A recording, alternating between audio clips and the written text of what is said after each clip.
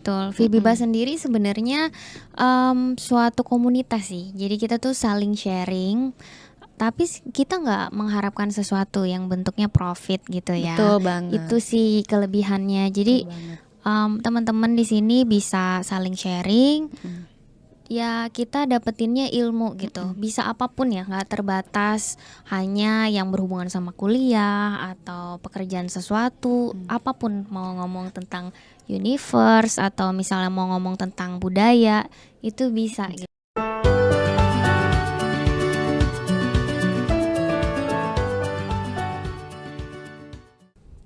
Oke, kembali lagi di Vibibas. Oke, Halo, saya dengan Kime dan Apel. apa? Ya, kami dari Vibibas di sini ingin menawarkan konsep mengenai free for education. Nah, Ya, free for education itu sifatnya kita berpikir bahwa sebenarnya pendidikan itu nggak seharusnya berbayar dan bisa kita share kepada orang secara cuma-cuma. ya betul. Vibiba Mm-mm. sendiri sebenarnya suatu komunitas sih. Jadi kita tuh saling sharing, tapi kita nggak mengharapkan sesuatu yang bentuknya profit gitu Betul ya. banget, Itu sih kelebihannya. betul Jadi banget. teman-teman di sini bisa saling sharing, Mm-mm. ya kita dapetinnya ilmu gitu. Mm-mm. Bisa apapun ya, nggak terbatas hanya yang berhubungan sama kuliah atau pekerjaan sesuatu, Mm. apapun mau ngomong tentang universe atau misalnya mau ngomong tentang budaya, itu bisa gitu. Masih ingat gak sih pertama kali kita bikin konten yang webinar? Yang Yang kita jadi webinar. host, yang masih cupu-cupu. Dan menariknya pembicaranya Ya. dosen-dosen kita dulu Ya. ya.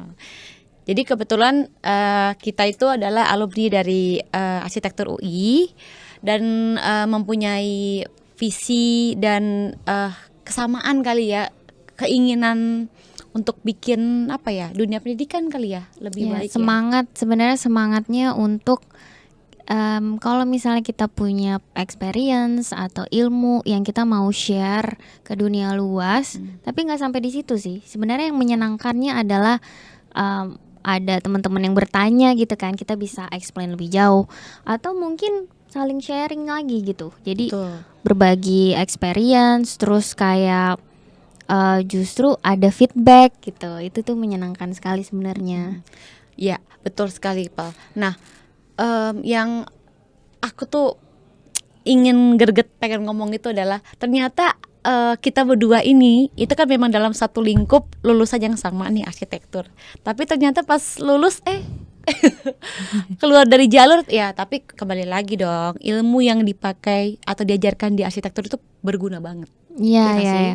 Ternyata profesinya kalau waktu kuliah kita itu kan berpikirnya ada apa ya, ada jalurnya sendiri. Betul, Kalau iya kita. kita di arsitektur biasanya jadi desainer atau arsitek, terus bekerja di biro arsitektur atau Mm-mm, mm. yang masih berhubungan sama dunia desain Iya. gitu. Dan memang kalau dipikir-pikir nih, di saat kita ya ketemu dengan teman-teman kita nih ya, yang Mm-mm. di arsitektur kadang-kadang, aduh, aku nih jujur nih ya, sekarang merasa minder gitu, kayak mereka berbicara mengenai GLB, GSB, terus, aduh, gue nyambungnya lewat mana? Tapi ternyata pas kembali lagi dengan dunia yang aku miliki sekarang, aku nih supply chain loh, officer, itu tetap bisa bermanfaat bagi ya sekitar kita gitu loh. Mm-mm, mm-mm. Ilmunya kepake banget. Nah, kalau apa sendiri kerjanya bidang apa ya? Nah, ini menarik sebenarnya sih. Gimana tuh? Mungkin ada teman-teman yang bertanya-tanya gitu ya, setelah saya lulus kuliah, mungkin gak sih kita beralih profesi. Jadi maksudnya teman-teman punya hal lain yang mau dikejar gitu. Nah, kalau saya itu kan arsitektur, lulusan arsitektur, sempat bekerja di biro arsitek dan interior. Iya. Kebetulan waktu itu pernah ada riset bareng sama researcher Jepang. Jadi pada saat itu kita pengen tahu nih tentang rumah sustainability gitu ya, rumah yang ramah dengan lingkungan di Holcim. Jadi pada Oke. saat itu diterangkan tentang solusi rumah. Nah, pada saat sesinya selesai, akhirnya ada satu momen di mana saya ditanya apakah sudah bekerja atau belum, tertarik nggak kalau misalnya mau bekerja di sini gitu.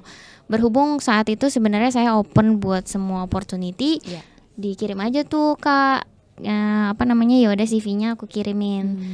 Nah, memang agak lama sih prosesnya. Ternyata mereka sedang mencari market analis. Market analis, wah ini kayaknya Analis. seru banget kayaknya. Kerjanya ngapain sih? Ingat gak sih kita waktu kuliah itu di arsitektur tuh nggak banyak ya berhubungan sama angka-angka. Iya. Paling kita waktu itu kalkulus, Iya, di aljabar awal-awal di ya, awal, semester-semester awal. iya. Tapi kalau misalnya sudah masuk ke perancangan itu nggak terlalu banyak kecuali ngurusin tentang yang berhubungan sama struktur gitu ya. Jadi waktu itu diminta untuk jadi market analis, sempat ragu tuh Kak. Sempat Ya, ragu ambil yes. atau enggak. Kenapa takut dibully ya sama teman-teman? Ya, bukan, karena kayak apakah aku bisa mengerjakan tugasnya atau enggak. Oh iya. Gitu. Tapi waktu itu akhirnya diambil kesempatannya dan alhamdulillah sih nggak pernah disesalin gitu. Memang awalnya itu kayak butuh proses karena kan adjusting dari kita yang biasa ngelihat garis, terus bentuk, Betul, warna. Di sini momen seperti itu adalah kreasi di PowerPoint. Jadi mempresentasikan ide kita gitu. Cuma memang banyaknya kita melihat dari segi data. Iya. Gitu. Namanya kan juga analis ya. Analis. Market analis, kita ngeliatin apa sih yang terjadi di market gitu. Ngeliatin performa tentang perusahaan yang kita sedang bekerja di situ gitu Kak.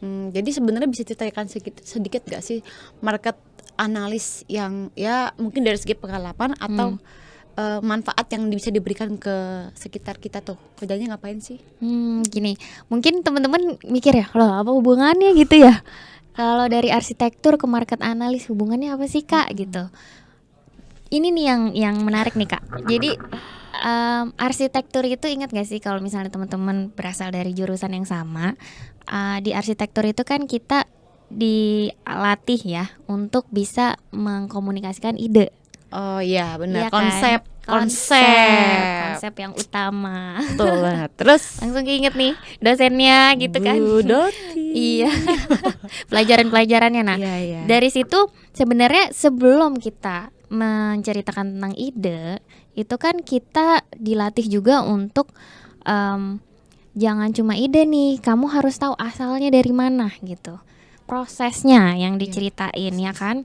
Tapi prosesnya itu ada bagian analisanya sendiri yang kita lakukan. Contoh misalnya nih ya, kalau misalnya kita mau mendesain ulang lobi kampus saja contohnya Iya, ya, itu kita harus duduk di situ melihat behavior orangnya. Berapa banyak sih yang keluar dari misalnya pintu atau jalur masuk sayap kanan gitu. Melakukan pengamatan. Iya, Terus pencatatan, sampai akhirnya kita yakin, oh kayaknya di bagian ini traffic yang sibuk. Oh di bagian ini kita bisa buat satu instalasi, kayak gitu. Jadi analisa itu sebenarnya salah satu inti yang kita akar lakukan. yang kita pelajari selama ini juga analis Iya, ya sebetulnya. analisa. Betul. Jadi itu memang beda topiknya ya. Kalau market analis kan kita ngeliatin performa dibanding kompetitor di market gitu. Tapi core skillnya untuk analisa itu masih tetap kepake gitu. Itu sih Kak. Kira-kira kalau disuruh pindah ke arsitektur masih inget gak? Aku yakin bisa sih. Oh. Karena sebenarnya oke. deep down sangat tertarik terhadap desain gitu ya. Itu tuh aku masih pingin mendesain sesuatu atau mengkreasikan sesuatu, mengkomunikasikan ide tuh masih pingin. Ya, sebagai host juga boleh sedikit curhat kali ya. Tapi kembali lagi memang benar yang namanya arsitektur itu, aku kan supply chain bermain dengan angka juga sama. Dibutuhkan kreativitas itu di saat hal-hal tertentu. Misalkan benar bikin PowerPoint, presentasi kan, kita butuh presentasi ke bos kita saat meeting. Jadi memang di saat kita mempresentasikan sesuatu itu butuh menjelaskan, butuh bercerita. Presentasi itu butuh bercerita, ingat sesuatu.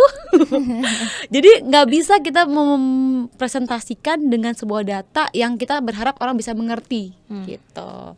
Jadi memang kayak kita tuh dapat kliknya nggak sih? Kayak kita tahu aja, kita ngerti aja gitu loh. Jadi memang seru banget meskipun kita lintas kerjaan gitu dari apa yang sudah kita pelajari dulu.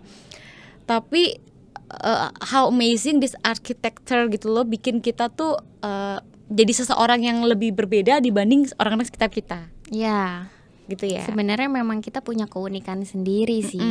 Satu terkait core skill analisanya itu, terus ketertarikan kita terhadap sesuatu yang berhubungan sama proporsi, terus berkesinambungan, keseimbangan gitu kan. Betul. Itu sih yang bikin sebenarnya kita punya hal yang unik gitu. Oke. Nah, gini nih. Jadi tadi kebetulan memang nanti akan bisa dilihat di konten yang lain tentang AI. Tadi aku ada bicara sama Kak Monju.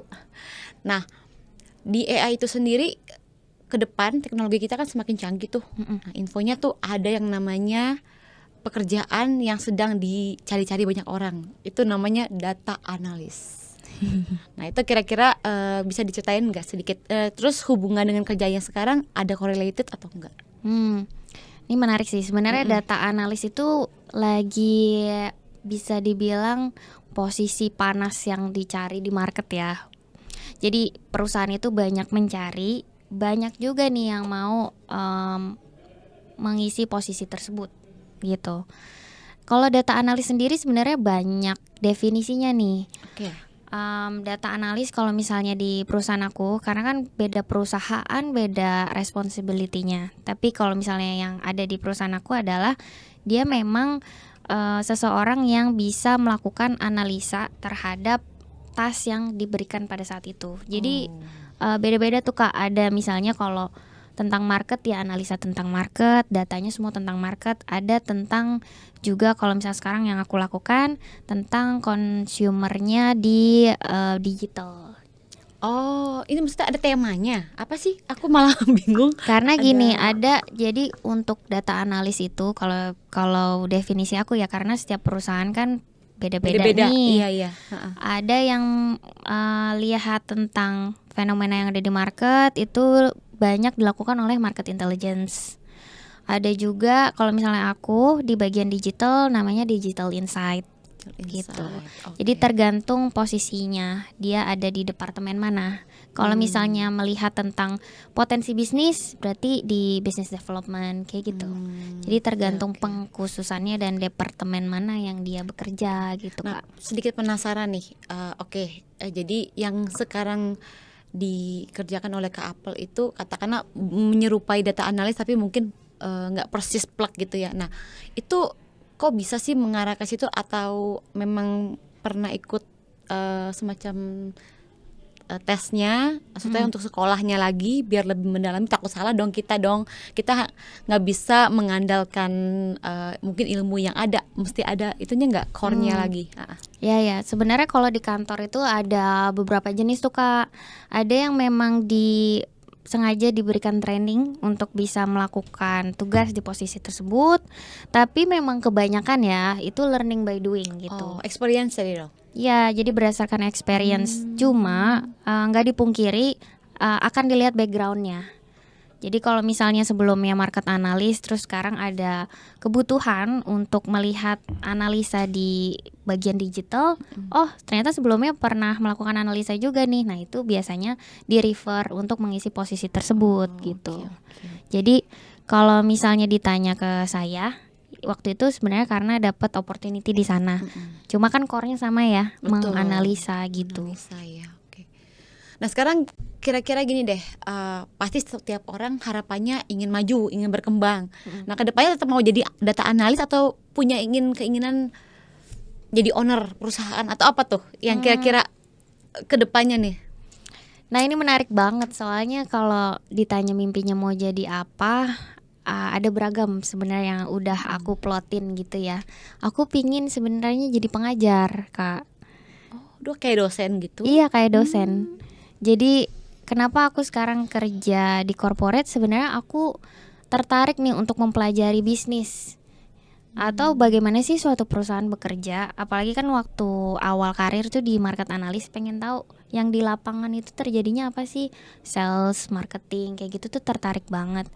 Nah memang aku tuh suka banget buat sharing kan.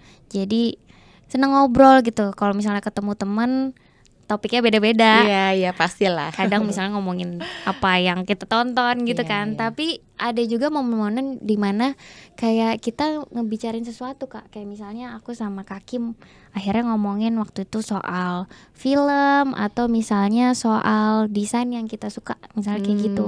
Ada juga misalnya ngobrolin soal apa ya, sesuatu ya misalnya terkait fisika kah atau apa kayak gitu.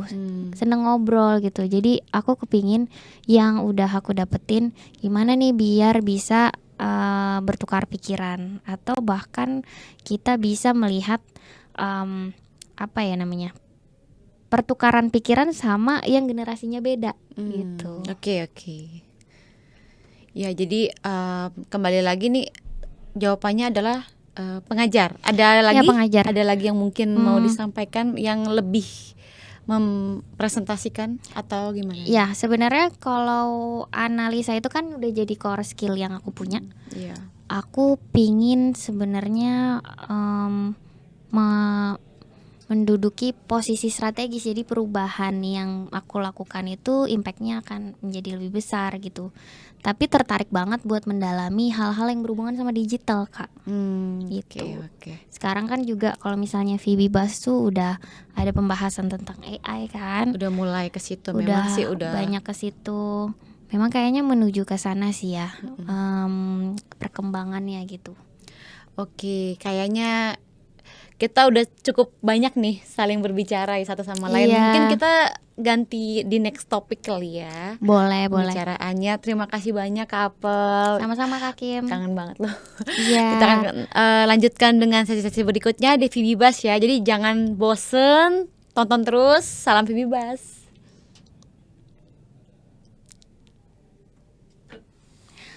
Kayaknya lama.